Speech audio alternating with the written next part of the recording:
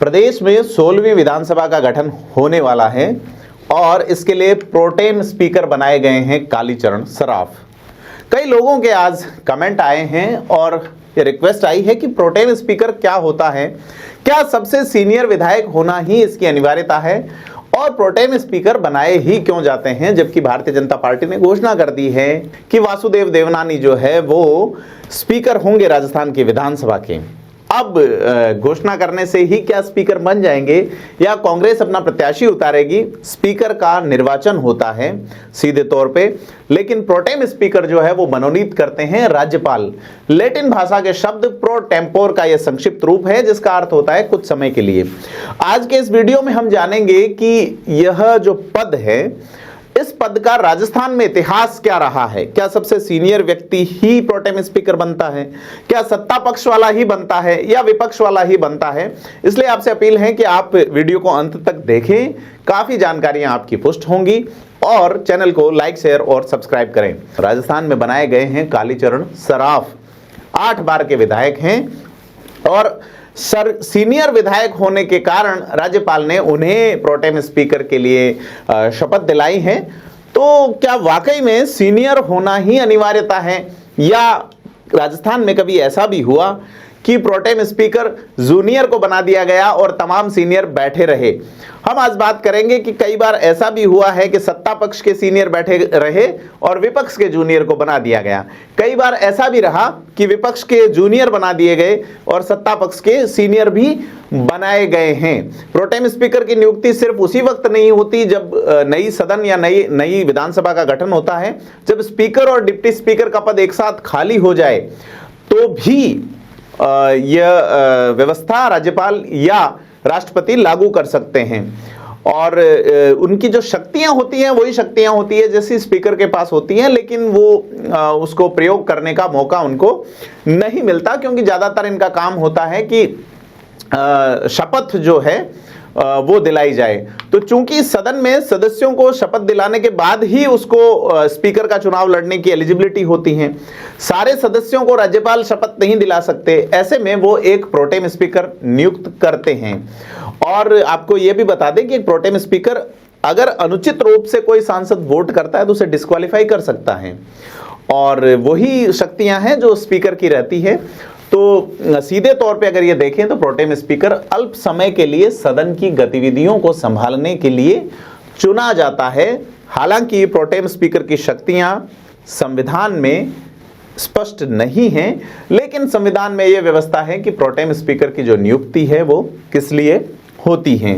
नया स्पीकर जैसे ही निर्वाचित होता है, प्रोटेम स्पीकर का कार्यकाल समाप्त हो जाता है। भारत के संविधान का अनुच्छेद 180(1) जो है वो प्रदेश के राज्यपाल को राज्य में प्रोटेम स्पीकर नियुक्त करने की अधिकारिता देता है। बात करते हैं राजस्थान की। राजस्थान में महारावल संग्राम सिंह पहले प्रोटेम स्पीकर रहे। जी हाँ, राजस्थान में उस वक्त राज्यपाल की व्यवस्था नहीं हुआ करती थी, राज प्रमुख हुआ करते थे। राज प्रमुख थे मान सिंह द्वितीय, महाराजा मान सिंह द्वितीय। उन्होंने महारावल संग्राम सिंह विधायक बने थे आमेर ए सीट से, लेकिन आपको जान के हैरत होगी कि उनके निर्वाचन को ही चुनौती दी गई। आमेर ए और बी दोनों ही सीटों पर निर्वाचन को चुनौती दी गई। तेज सिंह बागावास और महारावल संग्राम सिंह का निर्वाचन उस समय की एक विधिक व्यवस्था तय की गई। 17 के आसपास विधायकों का निर्वाचन उस वक्त 17 के आसपास उपचुनाव हुए थे, उसमें अधिकांश का निर्वाचन रद्द हुआ था। लेकिन महारावल संग्राम सिंह ने निर्वाचन रद्द होने से पहले इस्तीफा दे दिया था। लेकिन जब सदन का गठन हुआ 1952 में तो पहले प्रोटेम स्पीकर महारावल संग्राम सिंह रहे थे। कांग्रेस की गवर्नमेंट बनी थी लेकिन महारावल निर्दलीय जीते थे। आमेर बी सीट से वो खड़े हुए थे और राजस्थान में सबसे ज्यादा अगर किसी के पास रहा है प्रोटेम स्पीकर होने का पावर, वो रहे हैं पूनमचंद बिश्नोई। पूनमचंद बिश्नोई 3 बार प्रोटेम स्पीकर बनाए गए हैं। एक सवाल मैंने आपको बताया था कि क्या सीनियर होना अनिवार्य है, तो अगर अपन बात करें 5वीं विधानसभा में यशवंत सिंह नाहर प्रोटेम स्पीकर बनाए गए थे। वो भीलवाड़ा जिले की बनेड़ा से विधायक थे। 1972 वाले चुनाव में जब उन्हें प्रोटेम स्पीकर बनाया गया तो वो सिर्फ दूसरी बार विधायक बने थे। यदि सीनियर वाली परंपरा कायम होती तो ऐसा नहीं था। जब उन्होंने प्रोटेम स्पीकर की शपथ ली थी, उस समय हरिदेव जोशी, राजा मान सिंह, बद्री प्रसाद गुप्ता, ब्रजेंद्र पाल सिंह राजस्थान असेंबली में 5वीं बार विधायक बनके, मतलब उनसे सीनियर थे, उनसे और भी सीनियर थे।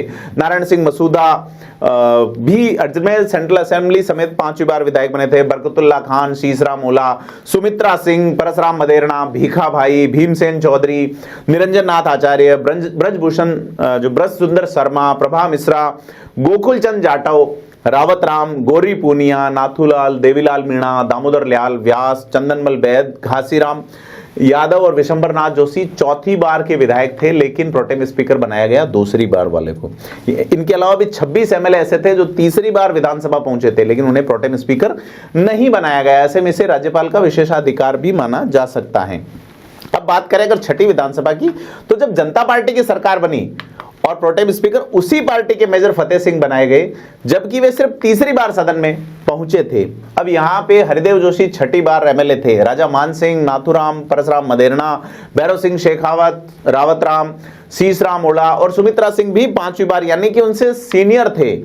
और 11 एमएलए ऐसे थे जिनमें समाजवादी नेता प्रोफेसर केदार थे, गंगाराम चौधरी बाड़मेर वाले, भैरवलाल काला बादल, मथुरा दास माथुर, मोहम्मद अब्दुल हादी, रघुनाथ बिश्नोई, रामचंद्र चौधरी, रामदेव सिंह, महाराव लक्ष्मण सिंह, शंकरलाल और संपत राम 4थी बार विधानसभा में पहुंचे थे। मतलब वो सीनियर थे, उसके बावजूद उन्हें प्रोटेम स्पीकर नहीं बनाया गया।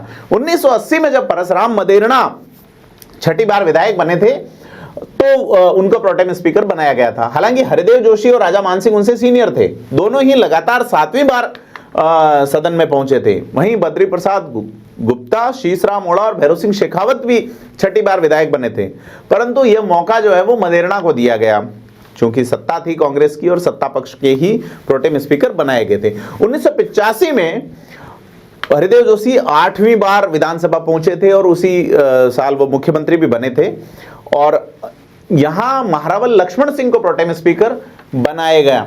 महारावल लक्ष्मण सिंह लंबे समय तक प्रतिपक्ष के नेता रहे थे। हालांकि वे 5वीं बार के ही विधायक थे, प्रतिपक्ष नेता वो कांग्रेस के सामने रहे, लेकिन उस चुनाव में वो कांग्रेस से ही जीत के पहुंचे थे। हालांकि यहां शीशराम ओला उनसे काफी सीनियर थे, 7 बार जीते थे। भैरव सिंह शेखावत भी वहां एक साथ 2 सीट से जीते थे और 7वीं बार विधानसभा पहुंचे थे, लेकिन प्रोटेम स्पीकर 5वीं बार वाले को बनाया गया, जबकि सुमित्रा सिंह और रामदेव सिंह भी 6ठी बार एमएलए बने थे और उनको प्रोटेम स्पीकर नहीं बनाया गया। अब 9वीं विधानसभा में प्रोटेम स्पीकर पूनमचंद बिश्नोई को बनाया गया। हालांकि वे कुल 5वीं बार ही जीते थे, लेकिन दूसरी विधानसभा से सदन में थे, यानी काफी सीनियर थे। यहाँ 9 बार एमएलए बने हरिदेव जोशी भी थे, जो कि सीएम पद से हट चुके थे, और भैरव सिंह शेखावत भी इस बार भी 2 सीट से जीत के 8वीं बार सदन में पहुंचे, हालांकि वो सीएम बने। शीशराम ओला, रामदेव सिंह, सुमित्रा सिंह और परसराम मदेरणा 7-7 बार एमएलए थे। गंगाराम चौधरी, घासीराम यादव, चंदनमल बैद, संपत राम, प्रोफेसर केदार भी 6ठी बार एमएलए बने, लेकिन प्रोटेम स्पीकर उनको नहीं बनाया गया। अब लगातार प्रोटेम स्पीकर बनते रहे पूनमचंद बिश्नोई। 1993 में जब 10वीं विधानसभा का गठन हुआ, तब भी वे 6ठी बार के विधायक थे, लेकिन उनसे सीनियरिटी में कई लोग थे। यहाँ की हरिदेव जोशी तो 10वीं बार एमएलए थे, भैरव सिंह 9वीं बार जीते थे, और इसमें भैरव सिंह शेखावत यहाँ मुख्यमंत्री बनाए गए, और 9 बार जीते हुए परसराम मदेरणा भी थे 98 में, लेकिन वे विधानसभा अध्यक्ष बनाए गए थे 98 में, जब प्रोटेम स्पीकर जो है वो भैरव सिंह शेखावत को बनाया गया था। 98 में जब अशोक गहलोत की सरकार आई, तो उस वक्त भैरव सिंह शेखावत 10 बार के विधायक थे, और प्रतिपक्ष को मौका देने की परंपरा में शेखावत को सीनियरिटी के हिसाब से लिया गया। 2003 में जब वसुंधरा राजे की सरकार बनी, तो गंगाराम चौधरी यहाँ प्रोटेम स्पीकर बनाए गए थे। गंगाराम चौधरी 8 बार विधानसभा पहुंचे थे। हालांकि उनसे सीनियर शीशराम ओला और सुमित्रा सिंह भी थे, जो 9वीं बार पहुंचे थे, और सुमित्रा सिंह इसी सदन में, यानी 2003 में जो विधानसभा का गठन हुआ था, उसमें विधानसभा की अध्यक्ष बनाई गई थी। अब 2008 में जब बीजेपी की सरकार चली गई, तो देवी सिंह भाटी को प्रोटेम स्पीकर बनाया गया। देवी सिंह भाटी 7वीं बार विधानसभा पहुंचे थे लगातार। एक ही सीट से लगातार 7 बार जीतने का कारनामा 2 ही विधायक कर सके हैं, एक देवी सिंह भाटी और एक हरिदेव जोशी।